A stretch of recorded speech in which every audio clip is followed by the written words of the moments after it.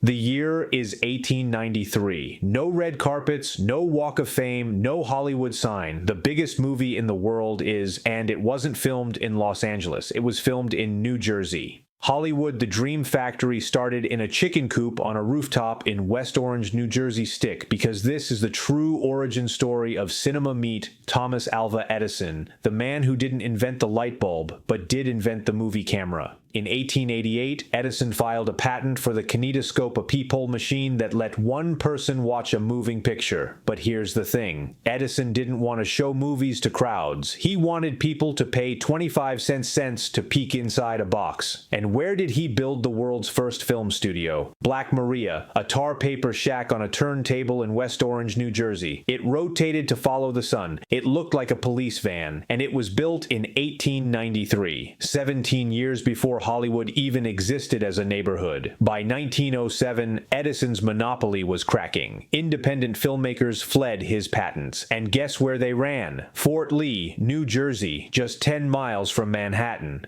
Why Fort Lee? Dramatic cliffs, perfect for westerns. Forests, for Robin Hood films. Easy train to New York actors. No Edison goons. This tiny town became the Hollywood of the East. Studios popped up like mushrooms. Champion Studios, 1909. Universal Studios, 1912. Yes, that Universal. Fox Film Corporation, 1915. Started here too. Between 1900 and 1915, over 20 major studios operated in Fort Lee. They made thousands of films, serials, comedies, dramas. The first Frankenstein, 1910, shot in NJ. The first Sherlock Holmes series, NJ. The first cowboy movies, NJ. Cliffs doubled as the Wild West. The stars of the Hudson. And the stars? They lived in boarding houses in Fort Lee. Pearl White, queen of the serials. Her show, The Perils of Pauline, 1914, had her tied to railroad tracks. Filmed on the Erie Railroad in New Jersey. Mary Pickford, America's sweetheart. Started here at age 16. She earned $500 a week in 1910, more than most doctors. Theda Bara, the original vamp.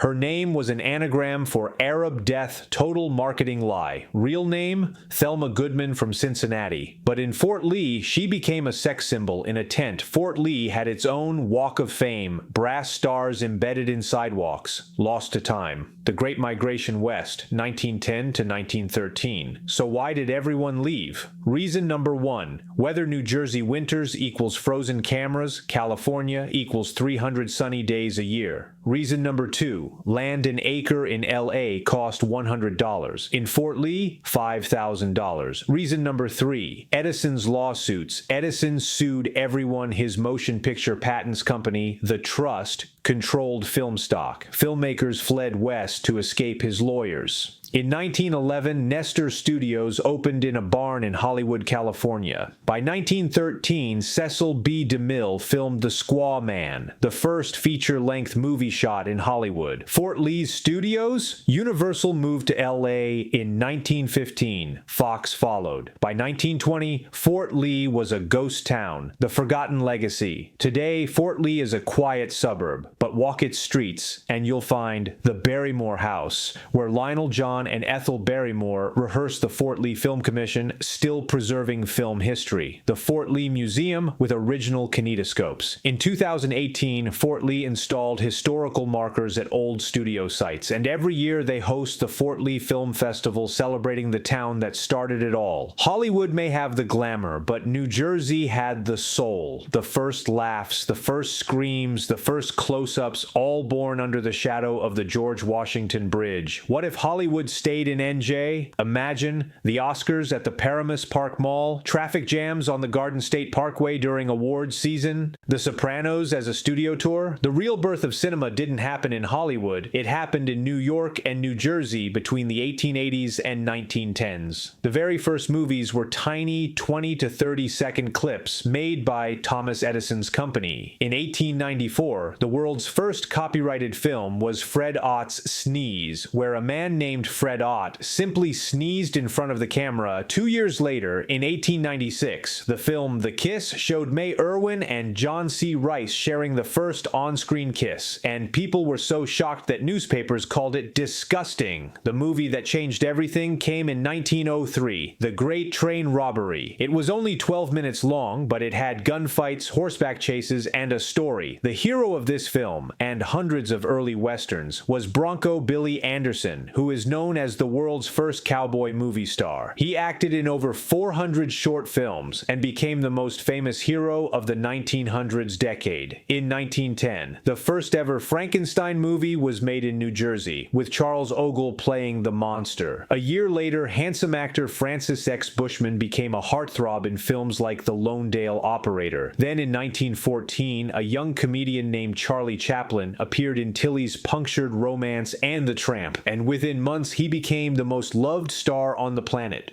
The biggest and most controversial film of the whole era was released in 1915, The Birth of a Nation, directed by D.W. Griffith. Its main hero was Henry B. Walthall, who played the Little Colonel. The same year, Japanese actor Sessue Hayakawa became the first Asian male superstar with the film. The cheat cowboy legend William S. Hart also rose to fame in 1916, with serious westerns like The Return of Draw Egan. Action hero Douglas Fairbanks started doing crazy stunts in 1917's A Modern Musketeer, jumping from rooftops and swinging from ropes. In 1918, the very first Tarzan movie came out with Elmo Lincoln swinging through the jungle. And in 1919, actors like Richard Barthelmess and Thomas Megan became huge stars with beautiful dramas like Broken Blossoms and Male and Female. So from 1880 to 1919, the biggest male heroes were Bronco Billy Anderson, the first cowboy, William S. Hart, the serious cowboy, Charlie Chaplin, the comedy king, Douglas Fairbanks, the smiling action hero, Francis X. Bushman, the pretty boy, and Sessue Hayakawa, the Asian heartthrob. Hollywood only became the movie capital after 1915. Before that, these legends ruled the world from New Jersey and New York. Top male heroes of the 1880s to 1910s, era Bronco Billy Anderson. 400 plus westerns, 1903 to 1915, William S. Hart, the realistic cowboy, 1914 to 1920s, Douglas Fairbanks, action swashbuckler king, 1915 plus, Francis X. Bushman, first pretty boy heartthrob, Sessue Hayakawa, first Asian superstar Charlie Chaplin, became global icon by 1915, Thomas Megan, leading man of the late 1910s, Wallace Reed, all-American hero of the late 1910s, John Bunny, first comedy superstar, died 1915, Max Linder, French but huge in USA, Chaplin's idol. Subscribe. Next episode. So next time someone says Hollywood